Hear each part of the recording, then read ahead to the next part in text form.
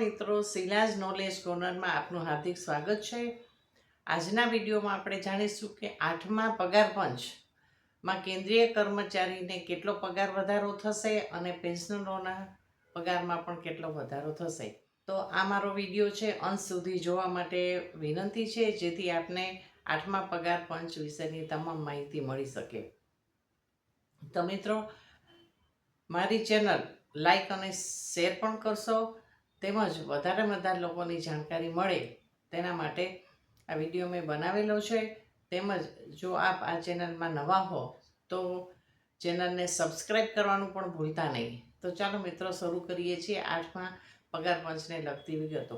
તો 8મા પગાર પંચ ક્યારથી લાગુ થશે, તેની કમિશનની રચના ક્યારે થશે અને ફિટમેન્ટ ફેક્ટરથી કર્મચારી અને પેન્શનરના પગારમાં કેટલો વધારો થશે અને સમય મર્યાદા કેટલી છે કમિશનની અને સરકાર ક્યારે અમલ કરશે, તો આ વિડીયોમાં આ અંગેની આપણે જાણકારી મેળવશું। તો મિત્રો, જાન્યુઆરી 2025માં માનનીય વડાપ્રધાન શ્રી નરેન્દ્ર મોદીજી દ્વારા 8મા પગાર પંચની જાહેરાત કરવામાં આવેલ છે અને ટૂંક સમયમાં કમિશનના મેમ્બરની અને કમિશનના હોદ્દેદારની વરણી કરવામાં આવશે, નિમણૂક કરવામાં આવશે અને કમિટી તેનું કામ શરૂ કરશે। હવે દર 10 વર્ષે સરકાર છે પગાર પંચ લાગુ કરે છે કર્મચારીના હિતમાં અને પેન્શનરોના હિતમાં। સરકાર મોંઘવારીનો દર ધ્યાનમાં લઈ અને કર્મચારી અને પેન્શનર પોતાની લાઈફસ્ટાઈલ છે સારી રીતે જીવી શકે, ગુણવત્તાસભર જીવન જીવી શકે, તેના માટે થઈ અને પગારમાં સંશોધન કરતી હોય છે। તો 6થું પગાર પંચ છે 1/1/2006માં અમલમાં આવ્યું હતું અને 7મું પગાર પંચ છે 1/1/2016થી અમલમાં આવ્યું હતું। હવે 10 વર્ષે 1/1/2026ના રોજ નવું પગાર પંચ છે એ અમલમાં આવશે।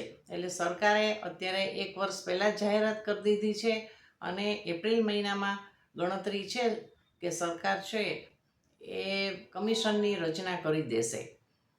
હવે પગાર વધારો છે એ જે તે વખતે મોંઘવારીને ધ્યાનમાં લઈ તેમજ વિવિધ સંગઠનોના અભિપ્રાય લઈ તેમજ પ્રાઇવેટ સેક્ટરમાં કેટલો પગાર વધારો થાય છે તે ધ્યાને લઈ અને કમિશન છે એ ફિટમેન્ટ ફેક્ટરની ભલામણ કરે છે। હવે ફિટમેન્ટ ફેક્ટર એવું છે કે તેનાથી સેલેરીમાં વધારો થાય છે।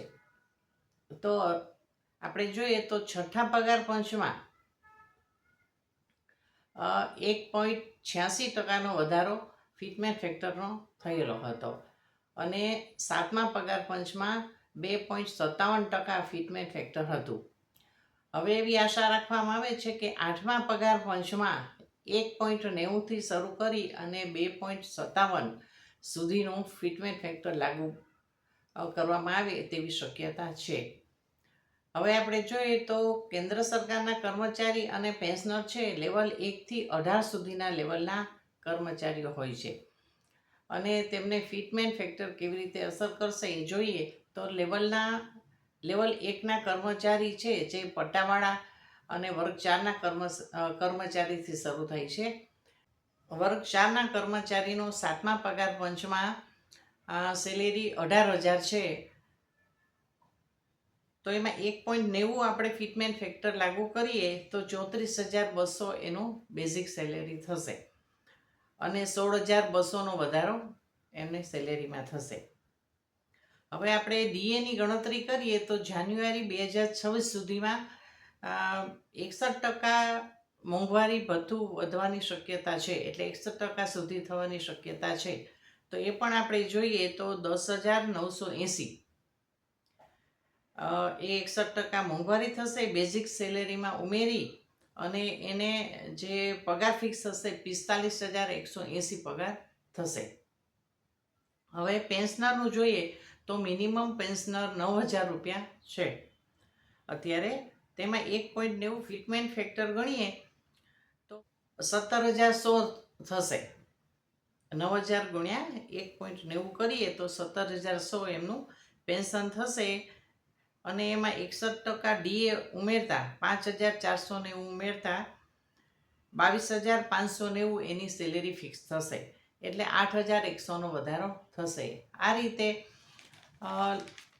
લેવલ 1થી 18 સુધીના કર્મચારી અને પેન્શનર છે એના પગારમાં એવી રીતે વધારો થવાની શક્યતા છે. હવે સરકાર છે એ કમિશનની ભલામણ કઈ રીતે સ્વીકારે છે અને કમિશન કેટલા ફિટમેન્ટ ફેક્ટરની ભલામણ કરે છે તેની ઉપર આધાર રાખે છે. હવે હમણાં થોડા દિવસથી સોશિયલ મીડિયામાં અને ન્યૂઝપેપરમાં એવો દાવો કરવામાં આવતો હતો કે પેન્શનરો છે તેમને 1/1/2026 પછી જે વયનિવૃત્ત થશે તેમને 8મા પગાર પંચનો લાભ આપવામાં આવશે અને તેના અગાઉના 1/1/2026 પહેલાંના પેન્શનરોને આ લાભ આપવામાં આવશે નહીં તેવી અફવા ફેલાયેલી હતી. તો આ અંગે લોકસભામાં માન્ય નિર્મલા સીતારામજી આપણા નાણામંત્રી છે તેમણે સ્પષ્ટતા કરી છે અને સંસદ સભ્ય શ્રી કોંગ્રેસના વેણુગોપાલ છે તેમના પ્રશ્નના જવાબમાં એમણે કહ્યું છે કે અમે કર્મચારી અને પેન્શનરો વચ્ચે કોઈ ભેદભાવ રાખશું નહીં અને પેન્શનરો પ્રત્યે પણ અમને સહાનુભૂતિ છે અને 7મા પગાર પંચમાં પણ અમે પેન્શનરોને કર્મચારી જેટલો જ લાભ આપ્યો હતો. તો આ વખતે પણ 8મા પગાર પંચમાં પણ અમે પેન્શનરોને કર્મચારી જેટલો જ લાભ આપશું એવી સ્પષ્ટતા માન્ય નાણામંત્રીશ્રીએ લોકસભામાં કરેલી હતી. એટલે આ બધું ધ્યાનમાં રાખતા આપણે જોઈએ તો કેન્દ્રના કર્મચારીઓને 1/1/2026થી નવું 8મું પગાર પંચ લાગુ થઈ જશે અને કેન્દ્ર સરકારના ધોરણે રાજ્ય સરકાર પણ સ્વીકારે છે પગાર પંચ અને એ પ્રમાણે રાજ્ય સરકારના કર્મચારી અને પેન્શનરોને આ લાભ મળવાપાત્ર થશે. હવે કમિશન છે એમાં જે પ્રોસિજર છે એ ખૂબ જ લાંબી છે અને પગાર ફિક્સેશન કરવામાં જુદા જુદા લેવલ હોય છે અને રેલવે છે, સંરક્ષણ મંત્રાલય છે, એવા સરકારના અલગ અલગ મંત્રાલયો છે જેમાંથી આ બધી પ્રોસિજર પૂરી કરવામાં લગભગ 16થી 18 મહિના જેવો સમય નીકળી જાય છે. એટલે એવો અંદાજ છે કે એપ્રિલ 2026માં જે બજેટ રજૂ થશે વર્ષ 2026-27નું તેમાં સરકાર આ અંગેની જોગવાઈ કરશે અને એપ્રિલ 2026 અથવા તો જુલાઈ 2026 સુધીમાં આ લાભ છે કેન્દ્રીય કર્મચારીઓને મળવાનું શરૂ થઈ જશે. એટલે 7-8 મહિનાનું જે એરિયર્સ આવશે એ સરકાર પણ ચૂકવશે પણ એનો લાભ છે 1/1/2026થી મળવાનો ચાલુ થઈ જશે. મિત્રો, આ મારો વિડીયો આપને કેવો લાગ્યો છે કમેન્ટ સેક્શનમાં જણાવજો. તેમજ ચેનલને લાઈક અને શેર પણ કરશો જેથી વધારે લોકો સુધી આ અંગેની માહિતી પહોંચી શકે. તેમજ સબસ્ક્રાઈબ કરવાનું પણ ના ભૂલતા. ચાલો મિત્રો, ત્યાં રજા લઉં છું. ફરીથી મળશું નવા વિડીયો. Thank you.